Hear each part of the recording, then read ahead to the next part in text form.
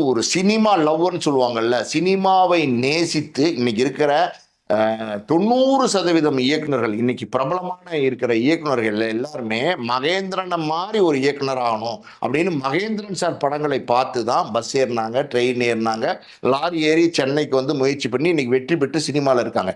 இன்னைக்கு கூட வந்து சினிமாவில் வந்து நம்ம வரணும், ஒரு உதவியாளராக வந்து ஒரு இயக்குனராக வரணும்னு இன்னைக்கு இருக்கிற இளைஞர்கள் கிட்ட கூட ஒரு கனவு இருந்துச்சுன்னா அந்த கனவுக்கு காரணம் வந்து மகேந்திரன் சார்.